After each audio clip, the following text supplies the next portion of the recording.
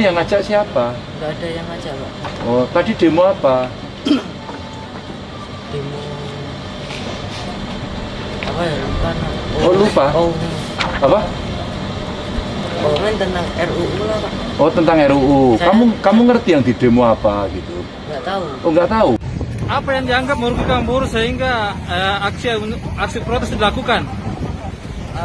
Yang pertama soal ada dalam beberapa klaster soal cipta lapangan kerja itu adapun soal pengaturan jam kerja sama apa lagi? Karena ini adalah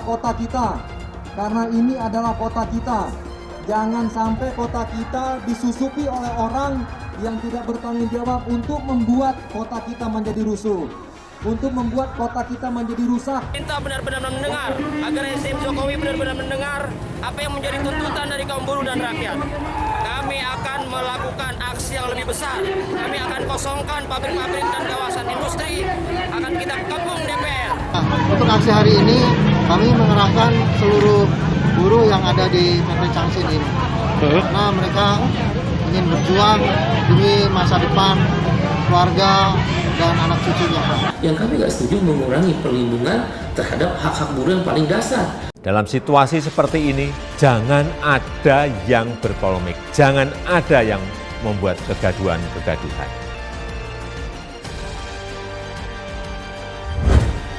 Saya paham masih banyak tantangan, namun tidak sedikit yang telah kita kerjakan. Keadaan kita sekarang ini itu justru mungkin ini yang paling gawat. Jokowi turun, resign secara sukarela, karena ternyata Pak Jokowi tidak punya kompetensi menjadi presiden Indonesia. Kau mau berpolitik, mau jadi apa, nantilah, jangan ini kau gunakan untuk kepentingan politik. Penyesuaian kebijakan itu jangan dianggap pemerintah mencela-mencela. Adalah demo-demo tadi, itu pasti menimbulkan klaster baru. Apa yang kita buat itu, perilaku kita yang tidak sesuai dengan protokol kesehatan, itu akan menimbulkan pasti kematian buat orang lain. Jadi Anda secara langsung tidak langsung, sebenarnya membuat orang lain menderita akibat daripada inisiatif-inisiatif Anda dalam keadaan seperti sekarang ini. Ya Presiden kurang apa ketemu juga sama pimpinan buruh itu? Apakah pemimpinnya itu bertanggung jawab kalau buruh itu nanti tidak kerja gara-gara perusahaannya bangkrut? Tanya dirimu yang hatimu yang paling dalam. Anda bertanggung jawab juga terjadi klaster-klaster baru dari COVID-19. Kalau itu nanti menimbulkan orang lain meninggal, padahal Anda menikmatin rumahmu hebat, kau dapat hidup hebat. Kan nggak adil juga. Jadi saya pikir dua hal ini saya himbau kepada tadi ketua buruh tadi. Pikir jernih. Itu saya titip tadi, saya ingin jamin sama Anda tidak akan pernah pemerintah memberikan kebijakan atau aturan yang akan mensengsarakan rakyatnya. Tidak. Apalagi Pak Jokowi. Tidak. Saya tahu persis. Ya kan, sudah tahu mengesahkan Omnibus Law itu akan potensi menghasilkan demonstrasi. Jelas. Sekarang demonstrasi, padahal gara-gara Omnibus Law harusnya tahu demonstrasi. Urgensinya di mana? Kenapa disahkan di kala pandemi? Itu permasalahan kami. Ini sudah ambil keputusan. Ya. Setelah itu nanti pemerintah. Kami ingin menyampaikan. Makanya nanti setelah pandangan dari pemerintah, tunggu Pak Ketua. Sebelum pemerintah dikasih kesempatan. Saya mengatur kami dulu. Saya minta interupsi Anda nanti setelah. Saya interupsi. Saya ngatur dalam rapat. Kalau demikian maka kami fraksi Demokrat menyatakan walk out dan tidak bertanggung jawab. Pasal 164 yang disampaikan tadi, maka pimpinan dapat mengambil berdasarkan pandangan-pandangan fraksi di dalam forum rapat paripurna. Cocok. Bisa disepakati? Sepakati Pak. Suasana kebatinan semua buruh itu dikhianati oleh DPR. Kalau yakin pemerintah yakin tidak undang-undang ini pro publik, pro rakyat, ngapa mesti takut? Ngapa umpet-umpet? Bongkak emas petak umpet aja. Ada apa sebetulnya kok cepat-cepat kayak pencuri datang di malam hari gelap aja ya kan? Jangan terlalu pesimis. Setiap undang-undang apapun yang dibuat itu selalu ada yang menolak, selalu ada yang setuju, gitu kan? Nah, lalu ada proses penyelesaiannya secara konstitusi, ya kita tunggu aja lah gitu ya. Dari RUU Cipta Kerja tidak menghilangkan hak cuti, hak haid, dan cuti hamil yang diatur di dalam Undang-Undang Ketenagakerjaan. Telah terjadi krisis empati dalam kondisi seperti ini memaksakan kehendak untuk memutuskan undang-undang yang faktanya ditolak oleh mayoritas masyarakat Indonesia dari sekian klaster yang ada. Tidak ada penihilan atau penegasian kepada hak-hak buruh. Akan melakukan mogok nasional. Sebagaimana yang telah kami sampaikan, insya Allah dengan izin Allah dan dengan niat yang tulus, yaitu dalam bentuk unjuk rasa serempak menghimbau kepada seluruh buruh yang diperkirakan 2 juta buruh di 25 provinsi, lebih di 150 kabupaten kota, atau 10.000, hampir 10.000 perusahaan yang akan bergabung dalam unjuk rasa serempak. Mari kita berdoa kepada Allah, Tuhan yang Maha Kuasa. Semoga Allah meridhai perjuangan kaum buruh untuk menolak Omnibus Law, khususnya klaster ketenagakerjaan. Rencana unjuk rasa yang akan dilakukan di depan DPR, saya tegaskan lagi bahwa Polda Metro Jaya tidak mengizinkan izin keramaian atau STTP. Kegiatan ini bisa mengakibatkan pembentukan satu klaster baru lagi penyebaran COVID-19. Ada 9.236 personil diperlukan. Ya, sewilayah hukum Polda Metro Jaya secara gabungan antara TNI, Polri dan juga pemerintah daerah. Lah kok minta seperti Pak Jokowi mundur, Pak Jokowi tidak berhasil. Mengapa saya sebut beliau? Ya itu presiden kita. Kenapa kita dijelekan? Karena sampai hari ini suara kita sebagai partai di Indonesia ini tertinggi terus. Lebih 5 tahun untuk melakukan perubahan, perbaikan, tapi kenyataannya kan gagal. Kita memang nggak siap menerima orang kayak Pak Jokowi karena kok tampangnya itu nggak kuat gitu loh. Jokowi ini kelihatan kerakyatan, tapi mazhab ekonominya itu liberal. Wajahnya kerakyatan, tapi isinya tuh sangat liberal, kapitalistik. Jokowi itu tidak pernah berpidato kepada rakyat Indonesia yang menyatukan rakyat. Pak Jokowi gagal di dalam menciptakan clean government. Pak Ali kan harus tahu presiden kita ini kan juga nggak berpengalaman amat. Ini adalah kegagalan dari pemerintahan Joko Widodo. Itu nyata sekali saya kira. Sekarang ini Pak Jokowi dan Pak Ma'ruf bahwa kemenangan mereka itu cacat secara hukum. Politisi yang sangat gampang berubah. Dia tahu bahwa bagaimana Pak Harto hanya hitungan hari dia bisa berbelok menjadi melawan Pak Harto dan rakyat semakin berat ekonominya sehingga terjadi kekeringan keuangan yang butuh uang besar sekali dan di saat itu juga saya pikir dampak ekonomi global dari corona ini sudah mencapai puncaknya. Cukup besar di luar Jiwasraya dan Asabri, 33 triliun, reksadana dan lain-lain total itu hampir 150 triliun atau 10 billion dollar. Jadi kayak petinju kita udah kebanyakan utang, dikena jab gagal bayar. Ya terjadi sesuatu yang kita tidak bisa harapkan. Soal sosial, akhirnya Soeharto jatuh. Itu saya menilai pertahanan Indonesia terlalu lemah. Jauh dari yang diharapkan. Jadi bukan saya tidak percaya. Saya ini TNI Pak. Saya pertaruhkan nyawa di TNI. Saya lebih TNI dari banyak TNI. Yang penting, dalam situasi seperti ini, jangan ada yang berpolemik. Dan jangan ada yang membuat kegaduhan-kegaduhan. Hai teman-teman, saya mau memperlihatkan transaksi saya hari ini lakukan trading di eToro. Ini bukti transaksi saya untung $4.500 US, itu sekitar 68 juta rupiah. Semua keuntungan bisa saya dapatkan dengan fasilitas copy trading di eToro. Kalau saya bisa, kalian juga bisa guys. Oke, itu yang mau saya tunjukkan. Like video ini sekarang juga dan gunakan link di kolom deskripsi, maka kalian berhak dapat bonus kalian. Promo ini ada masa waktunya, jadi jangan ketinggalan. Bukan cuma itu saja, transaksi tidak dikenakan fee, baik itu investasi saham, trading forex, komoditas, bitcoin, dan lainnya. Kalian bisa melakukan transaksi berapa kali pun atau unlimited trading. Dan tidak ada fee sama sekali. Jika transaksi di tempat lain sudah berapa fee-nya. Setelah nonton video ini, ayo bergabung dengan eToro hari ini, gratis dan tidak ada minimal deposit. Pastikan kalian menggunakan link di kolom deskripsi untuk mendapatkan welcome bonus. Kalian bisa menggunakan bonus $100.000 di akun virtual untuk latihan. Bukan cuma itu, kalian akan dapat kelas trading online gratis senilai 3 juta rupiah atau $200 jika kalian deposit di bulan ini. Selamat menonton guys, enjoy! Hai semua, dengan saya Jonas Leong. Terima kasih banyak buat kalian penonton setia yang selalu menonton di channel ini. Saya secara personal sangat menghargai waktu kalian.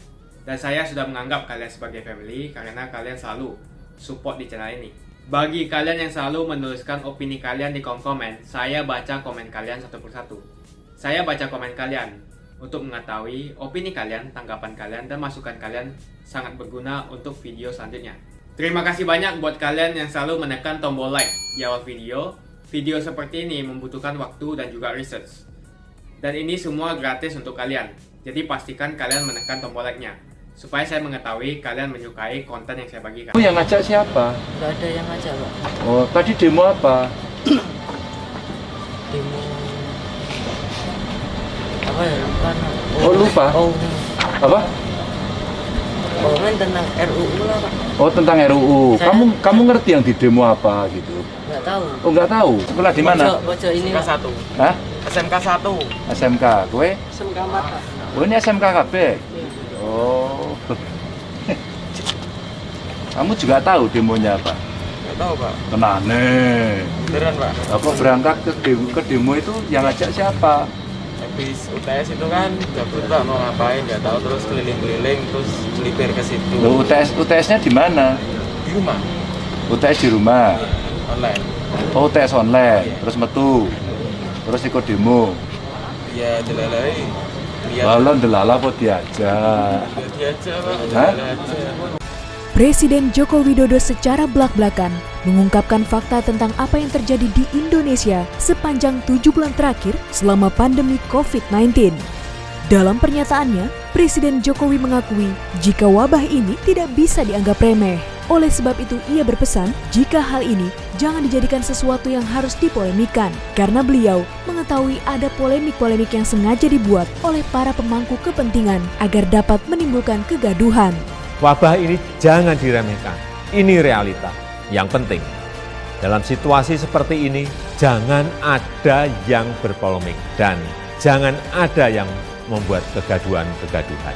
Presiden kembali menegaskan jika kesehatan masyarakat tetap menjadi prioritas yang utama, namun bukan berarti akan mengorbankan perekonomian begitu saja. Pemerintah pun terus berupaya mencari keseimbangan tersebut. Tetapi memprioritaskan kesehatan bukan berarti mengorbankan ekonomi. Karena jika kita mengorbankan ekonomi, itu sama saja dengan mengorbankan kehidupan puluhan juta orang. Ini bukan opsi yang bisa kita ambil. Sekali lagi, kita harus mencari keseimbangan yang pas. Akan tetapi, di tengah upaya pemerintah dalam menangani pandemi ini, ada sebuah aksi fear-mongering atau sebuah kampanye menjual ketakutan yang dikerjakan oleh para orang-orang yang ada di balik layar dan menjadikan pandemi ini sebagai panggung untuk menghentikan Jokowi sebagai presiden. Presiden pun mengajak masyarakat untuk menilai apa yang selama ini telah pemerintah lakukan dalam mengatasi pandemi ini, yakni dengan melihat berdasarkan data dan fakta, bukan dengan berdasarkan kira-kira. Mari kita menilai berdasarkan fakta dan data dan bukan berdasarkan kira-kira. Presiden juga menyarankan jika ingin membandingkan Indonesia dalam penanganan COVID-19, yakni dengan negara yang sepadan, dalam artian dengan jumlah penduduk dan luas wilayah negara tersebut. Sebab jika membandingkan Indonesia dengan negara yang memiliki wilayah serta lebih sedikit penduduknya, hal itu tidak dapat menggambarkan keadaan yang sebenarnya. Dalam jumlah kasus dan jumlah kematian, Indonesia jauh lebih baik ketimbang negara-negara lain dengan jumlah penduduk yang besar. Sebaiknya kalau Indonesia dibandingkan dengan negara-negara kecil yang penduduknya sedikit, tentu perbandingan seperti itu tidak bisa menggambarkan keadaan yang sebenarnya. Selama 7 bulan ini, pemerintah terus berusaha menemukan formula terbaik yang cocok dengan keadaan masyarakat Indonesia. Tak sedikit pihak-pihak yang justru menjudge atau menghakimi kebijakan pemerintah, bahkan sampai ada yang menuntut presiden untuk mundur. Pak Jokowi turun, resign secara sukarela, karena ternyata Pak Jokowi tidak punya kompetensi menjadi presiden Indonesia. Presiden pun menegaskan jika setiap kebijakan yang diambil oleh pemerintah adalah untuk mencari solusi terbaik yang cocok dengan keadaan masyarakat Indonesia. Sebab menurutnya, hingga saat ini belum ada satu negara pun yang berani mengklaim telah menemukan solusi terbaik dalam menangani pandemi COVID-19. Penyesuaian kebijakan itu jangan dianggap pemerintah mencela-mencela. COVID ini masalah baru. Seluruh dunia juga sama, belum ada negara yang berani mengklaim sudah menemukan solusi yang terbaik. Jadi kita pun harus terus menyesuaikan diri, mencari cara terbaik yang paling cocok dengan situasi kita. Kita dapat mengetahui bahwa pemerintah saat ini sedang menghadapi hal yang bukan sebatas pandemi global saja, melainkan menghadapi sekelompok orang yang kelihatannya ingin mendiskreditkan presiden dengan menggunakan pandemi sebagai panggungnya. Dan untuk itu, tidak ada salahnya kita sebagai masyarakat dapat membantu pemerintah dalam mengatasi pandemi ini. Yang diperlukan hanyalah kita sebagai masyarakat dapat menyesuaikan diri dengan menerapkan protokol kesehatan, saling melindungi, saling membantu, dan saling mengingatkan. Saya percaya jika kita saling melindungi, saling membantu, saling mengingatkan satu sama lain, kita akan mampu melalui masa-masa sulit ini. Ayo kita serapatkan barisan kita untuk menyelamatkan nyawa umat manusia. Jadi ini masalah kemanusiaan yang menurut saya jangan dipolitisasi. Saya ulangi, jangan dipolitisasi. Kita semua punya tanggung jawab kalau nanti ada masalah kematian orang lain karena kelakuan kita semua. Sukses PAN Indonesia telah membuat satu perubahan yang hebat dan mereka memuji Presiden Joko Widodo tidak pernah diam-diam. Proses ini sudah panjang, Liv. Saya masih Menko Polhukam, pikiran ini sudah ada. Sama sekali tidak. Itu diberitahu kok kapan mau dikerjain, kapan mau diputusin. Jadi saya tidak setuju dan tidak ada dalam Omnibus Law yang merugikan rakyat. Adalah demo-demo tadi. Demo-demo tadi, Bapak Ibu sekalian, itu pasti menimbulkan klaster baru. Jadi kita harus bertanggung jawab semua, apa yang kita buat itu perilaku kita yang tidak sesuai dengan protokol kesehatan, itu akan menimbulkan pasti kematian buat orang lain. Jadi Anda secara langsung tidak langsung, sebenarnya membuat orang lain menderita akibat daripada inisiatif-inisiatif Anda dalam keadaan seperti sekarang ini. Tidak pernah diam-diam. Proses ini sudah panjang, Liv. Saya masih Menko Polhukam, pikiran ini sudah ada. Karena apa? Karena kita dianggap satu negara yang tidak kompetitif di kawasan ini. Oleh karena itu, kita mencoba melihat keseimbangan. Semuanya bicara equilibrium. Tidak ada satu pemerintah pun, saya ulang, yang ingin rakyatnya menderita atau buruhnya menderita, pengusahanya menderita. Tidak.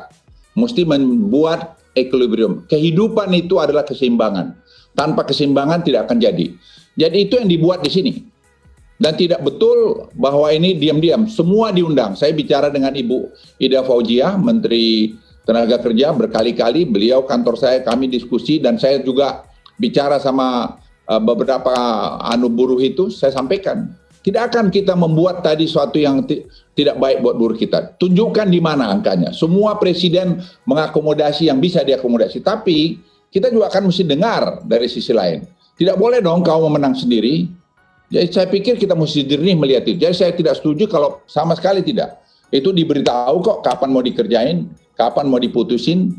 Jadi saya tidak setuju dan tidak ada dalam Omnibus Law yang merugikan rakyat. Baik itu masalah tadi lingkungan, itu semua Ibu Siti itu adalah ahli lingkungan yang betul-betul dia sangat concern soal lingkungan. Jadi kita tidak akan pernah menjeopardize atau merusak kepercayaan rakyat kita kepada kami. Itu penting dan Presiden berkali-kali menekankan itu.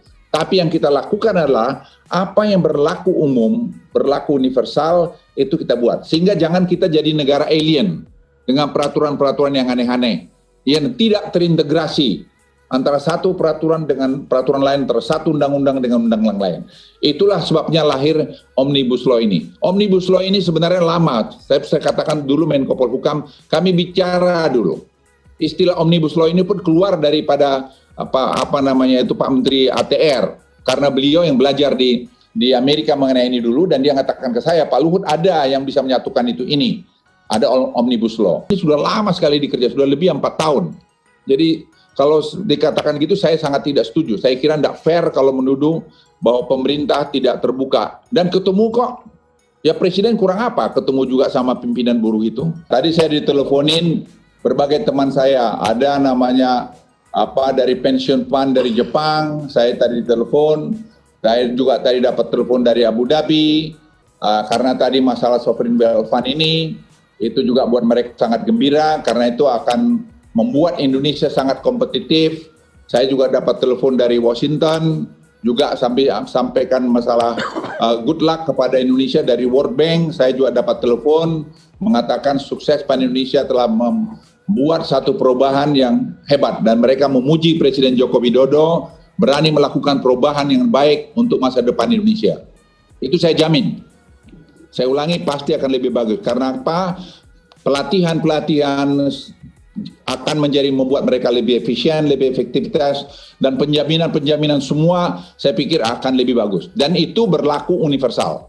Jadi kita harus nanti juga menyeimbangkan, kembali bicara keseimbangan antara penerimaan kita dan skill kita. Nah, pemerintah, perusahaan punya kewajiban juga tadi melatih, mentrain para pegawainya sehingga mereka betul-betul pegawai yang berkualitas. Jadi tingkat kerjanya juga bagus seperti di negara-negara lain. Ingat, semua kita ini harus tadi udah bicara kualitas, bicara productivity. Tidak hanya bicara tadi jumlah kerja, tapi productivity. Kenapa? Semua akan bicara teknologi nanti ke depan. Kita harus train mereka. Itu rakyat mereka kita, Pak. Kita dorong di pertanian, kita dorong nanti di perikanan, kita dorong banyak industri lain, garment, industri-industri yang tidak akan pernah sunset karena manusia butuh baju tadi. Tapi ada juga sisi lain yang teknologi yang harus kita dorong karena kita jangan sampai ketinggalan dalam bidang teknologi juga. Jadi saya jamin semua teman buruh, siapa saja, tidak akan pernah pemerintah sedikit pun, saya ulangi ya, sedikit pun untuk membuat rakyatnya menderita. Itu statement saya. Apakah pemimpinnya itu bertanggung jawab kalau buruh itu nanti tidak kerja gara-gara perusahaannya bangkrut? Itu satu, dipikirkan jernih. Tanya dirimu hatimu yang paling dalam. Yang kedua, Anda bertanggung jawab juga terjadi klaster-klaster baru dari COVID-19. Kalau itu nanti menimbulkan orang lain meninggal, padahal Anda menikmatin rumahmu hebat, kau dapat hidup hebat. Kan nggak adil juga. Jadi saya pikir dua hal ini saya himbau kepada tadi ketua buruh tadi yang mendeklarasikan mereka ini. Pikir jernih. Sebagai bangsa Indonesia itu ada tanggung jawab Anda. Jadi kalau Anda membuat sesuatu yang menimbulkan nanti kematian orang lain kan tidak bagus, Pak. Itu saya titip tadi, saya ingin jamin sama Anda tidak akan pernah pemerintah memberikan kebijakan atau aturan yang akan mensengsarakan rakyatnya. Tidak. Apalagi Pak Jokowi. Tidak, saya tahu persis. Karena beliau datang dari keluarga susah, latar belakang susah. Dan itu beliau pernah omong. Jadi kita beruntung ada presiden seperti itu. Jadi momentum ini menurut saya kita harus membangun bangsa ini bersama-sama, tidak saling menyalahkan. Ayo kita bekerja. Kalau kita bekerja dengan begini, saya yakin akan bagus. Tadi ada pengusaha telepon saya, Pak. Orang duit di luar itu sekarang ingin masuk ke Indonesia. Dan salah satu mereka masuk, lihat sovereign wealth fund tadi itu. Dan bidang investasi lainnya. Ya, terutama pemimpin-pemimpinnya ada di situ. Yang saya lihat saudara Iqbal, saudara Andi atau siapa lagi, ya sudah, kita ini juga kan pengen negara ini baik. Anda juga pengen negara baik. Saya minta supaya kita menahan diri lah. Semua kita menahan diri, apalagi dalam suasana COVID ini, musim hujan, itu yang nanti bisa membuat kita semua susah, anak istri kita susah. Saya dari lubuk hati saya yang paling dalam, ayo kita duduk baik-baik. Yang ketiga mengenai pilkada. Tapi pilkada saya sudah bicara dengan Pak Mendagri, kita sudah mencoba mencari solusi untuk membuat jangan banyak kerumunan. Jadi meminimalkan semua masalah. Jadi kalau ada yang bilang strategi kita tidak jelas, komentarin aja itu tadi. Jadi saya juga ingin datang, kita nggak usah marah-marahan, tidak usah kita merasa pintar sendiri, merasa hebat, enggak. Ini kerjaan tim, kerjaan rame-rame. Jadi ini semua kerjaan anak-anak muda sekeliling saya, dan saya beri kesempatan mereka bekerja, dan pikiran-pikiran saya mereka terjemahkan, ini yang terjadi. Dan kalau ini gagal, yang tanggung jawab itu saya. Kalau ada dari teman-teman yang merasa bahwa ragu akan apa arah kita, dan kita sudah buktikan per hari ini keadaan membaik, dan Anda bisa tanya asosiasi profesi, mereka juga senang, karena ini juga pikiran dari mereka, bukan pikiran dari saya saja semua, tapi saya yang merangkum ini, dan kita buat jadi buku petunjuk, dan buku petunjuk itu disosialisasikan ke seluruh rumah sakit. Kami perbaiki juga tadi BPJS, semua rumah sakit yang tadi ada dispute mengenai tagihan, itu semua kita beresin. Jadi semua rumah sakit sekarang oleh BPJS sudah selesai karena itu semua ada online. Kemudian akibatnya dari ini, pengadaan obat itu sekarang kita buat semua, hampir semua dalam negeri. Jadi kita buat semua terintegrasi. Karena ini adalah masalah kita bersama, bukan masalah seseorang. Tidak perlu ada saling menyalahkan atau merasa paling benar atau merasa paling tahu dalam hal ini. Pasti kita semua ada kurangnya. Tapi ini yang terbaik yang kita buat sekarang dengan bapak-bapak dokter, asosiasi itu semua, dan kami dari pemerintahan. Ayo kita serapatkan barisan kita untuk menyelamatkan nyawa umat manusia. Jadi ini masalah kemanusiaan yang menurut saya jangan dipolitisasi. Saya ulangi, jangan dipolitisasi. Kita semua punya tanggung jawab kalau nanti ada masalah kematian orang lain karena kelakuan kita semua. Ada apa sebetulnya kok cepat-cepat kayak itu yang saya bilang kayak pencuri datang di malam hari gelap aja ya kan? Petir datang di siang hari bolong gitu loh, kok tiba-tiba nggak ada ujung pangkal. Pembahasan tidak mendalam, agenda semula tanggal 8, dimajukan cepat-cepat tanggal 5, ada apa? Kenapa takut dengan aksi buruh kalau memang ada masyarakat yang protes? Kalau yakin, pemerintah yakin tidak undang-undang ini pro publik, pro rakyat, ngapa mesti takut? Ngapa umpet-umpet? Kayak main petak umpet aja. Mula-mula tanggal 5, udah itu tanggal 8. Kok masa pengesahan rancangan undang-undang kayak petak umpet begitu, Bu? Ini kan aneh. Ya, ada beberapa pasal yang sangat tidak menguntungkan pekerja, tidak balance, ya, hanya mengutamakan pengusaha. Ya, saya kasih contoh. Ya, tentang undang-undang existing itu kan 32 kali, lalu dipotong menjadi 25 kali. Tapi 25 kali itu 16-nya ditanggung oleh pengusaha, sisanya itu 9 kali ditanggung oleh pemerintah. Pemerintah lagi kesulitan uang, sekarang lagi kesulitan. Lalu pemerintah mencoba untuk melalui skema asuransi, skema premi. Yang bayar nanti pemerintah juga, negara juga. Apa pemerintah sanggup?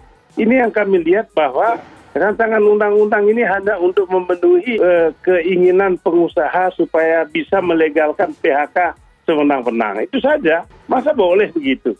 Kami menyampaikan 10 alasan yang melatar belakangi mengapa buruh menolak Omnibus Law, khususnya klaster ketenaga kerjaan yang telah disepakati oleh pemerintah dan DPR RI melalui Panja Balek. Suasana kebatinan semua buruh itu dihianati oleh DPR. Kami masuk di tim perumus, berusaha memberikan masukan-masukan kepada DPR, dan Panja Balek, setiap fraksi, pimpinan Panja Balek, bahkan wakil ketua DPR, merespon masukan-masukan kami. Bahkan dalam daftar inventarisir masalah 7 fraksi, kembali semuanya ke Undang-Undang Nomor 13 2003. Kami punya data otentik dokumennya. Dan 2 fraksi yang tidak kembali pada Undang-Undang Nomor 13 2003. Tapi apa daya, apa lacur, hanya dalam waktu 5 menit, harapan kaum buruh dihancurkan oleh DPR. Tapi apa daya, kekuatan kan di fraksi.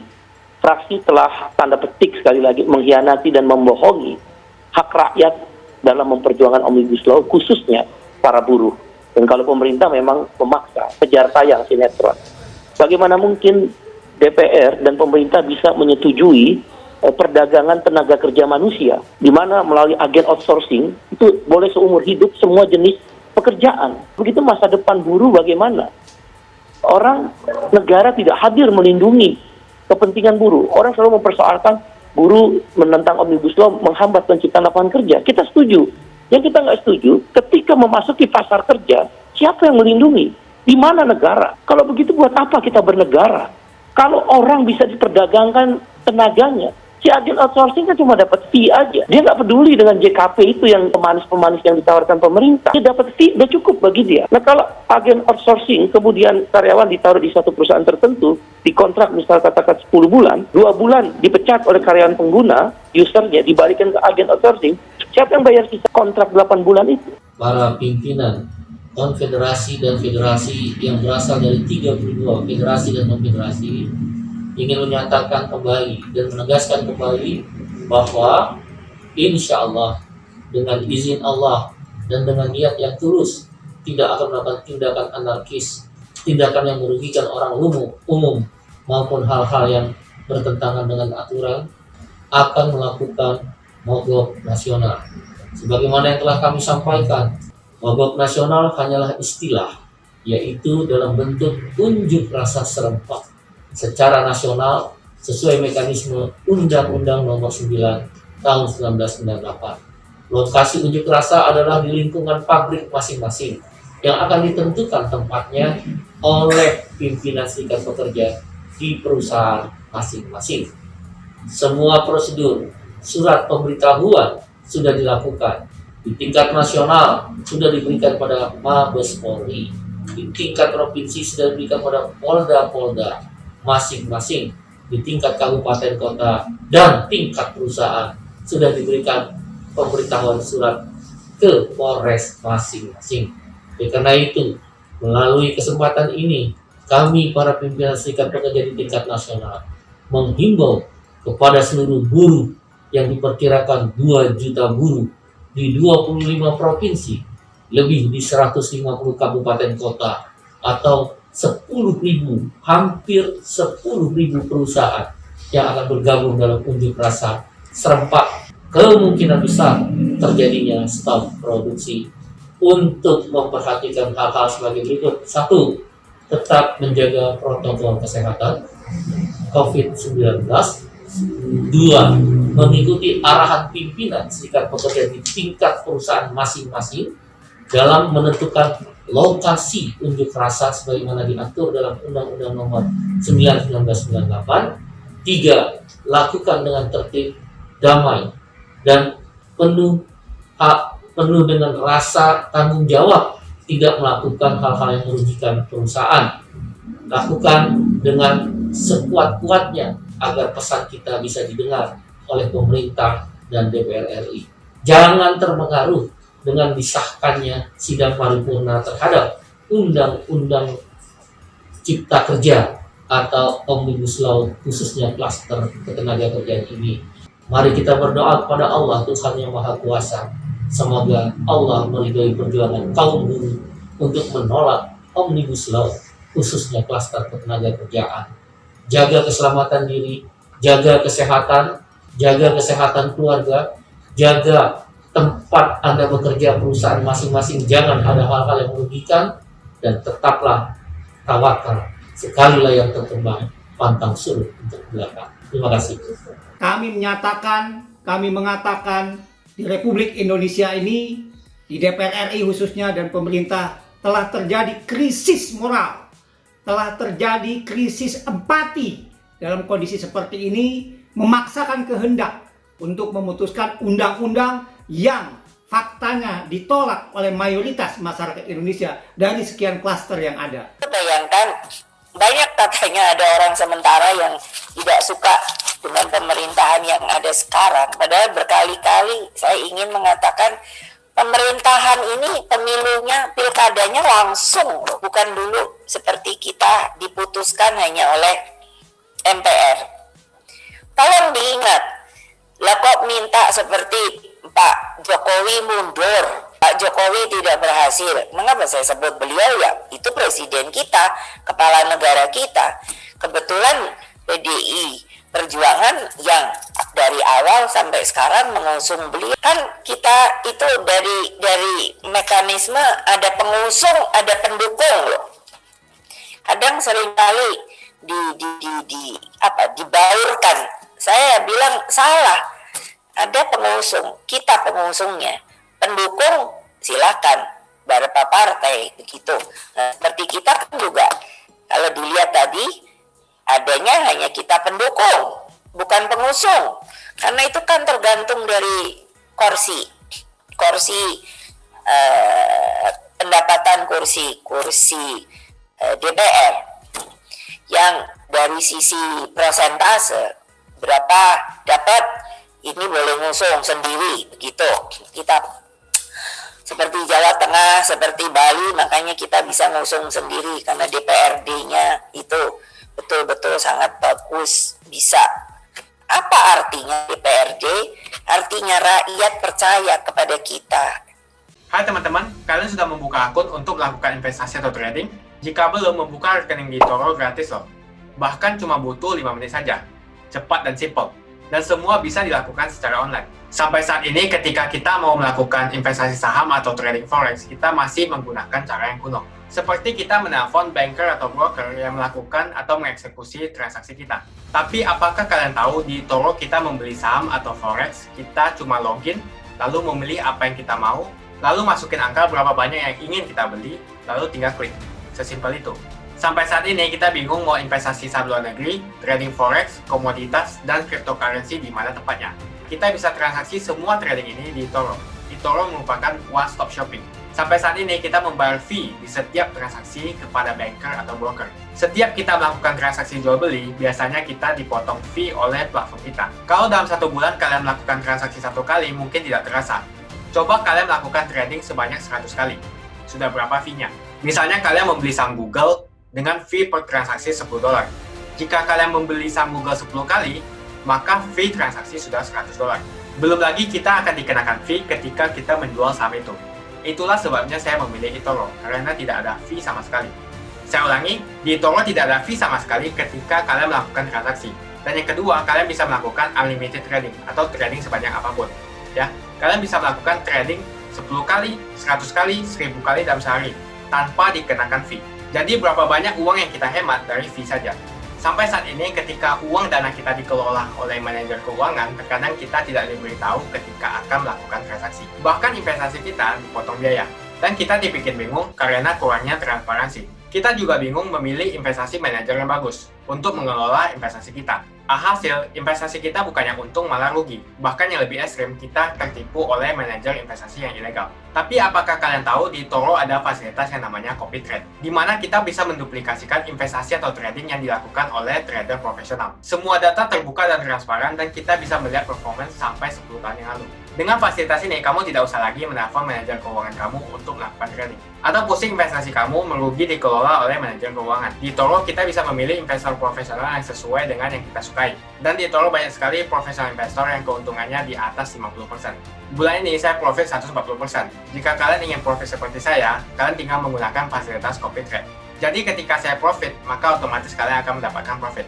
Mau beli saham Google, 1 unitnya mahal. Di eToro, kalian bisa beli di bawah 1 unit atau pecahan unit. Contohnya kita membeli saham Google dengan hanya $50 saja, yaitu 0,02 unit. Di platform lain, kalian diwajibkan untuk membeli minimal 1 unit atau $1.500 untuk saham Google. Dengan $50 atau Rp700.000 saja, kalian sudah bisa memiliki saham Google. Menarik bukan? Saya sudah lama menggunakan eToro dan minggu ini saya profit 140%. Jadi bergabunglah dengan eToro dan mulai profit hari ini. Jadi apa yang kalian tunggu? Mendingan kalian cobain sendiri aja deh. Tutorial bisa kalian cek di kolom deskripsi dan kalian harus menggunakan link di kolom deskripsi untuk mendapatkan welcome bonus. Jika tidak, maka tidak akan mendapatkan bonus. Dan gunakan bonus $100.000 di akun virtual Anda untuk mengenal lebih jauh tentang eToro atau bisa digunakan untuk latihan. Bukan cuma itu, kalian akan dapatkan kelas trading gratis yang nilainya Rp3 juta jika kalian deposit di bulan ini. Makasih banyak buat kalian yang nggak skip dan nonton video ini sampai habis. Saya secara personal sangat menghargai waktu kalian. Makasih banyak buat kalian yang sudah tekan tombol subscribe dan makasih banyak buat kalian yang sudah tekan tombol loncengnya. Jangan lupa bagikan informasi ini ke teman atau family Anda. Mungkin teman atau family Anda membutuhkan investasi ini. Oke guys, sekian dulu dari saya. Jangan lupa follow Instagram saya di @johannesleongofficial untuk kata-kata motivasi setiap harinya. Bagi kalian yang termotivasi nonton video ini, ayo like video ini dan subscribe di channel ini. Dan buat kalian yang sudah subscribe di channel ini, jangan lupa tekan tombol loncengnya supaya kalian mendapatkan notifikasi setiap kali saya upload video. Saya menggunakan eToro untuk melakukan investasi. eToro merupakan broker multi aset di mana Anda dapat berinvestasi pada pasar keuangan global, seperti di saham, komoditas, forex, cryptocurrency, atau di ETF. eToro juga dikenal dengan social trading platform, di mana Anda bisa mengcopy transaksi dari trader profesional, sehingga cocok sekali bagi Anda yang sibuk atau tidak memiliki keahlian untuk trading atau berinvestasi sendiri. Misalnya Dave menggunakan eToro untuk menduplikasi aktivitas trading Steve. Jika Steve untung, maka Dave juga untung. Mau untung seperti Steve? Gunakan copy trade hanya di eToro. Pastikan gunakan link di kolom deskripsi untuk mendapatkan bonus.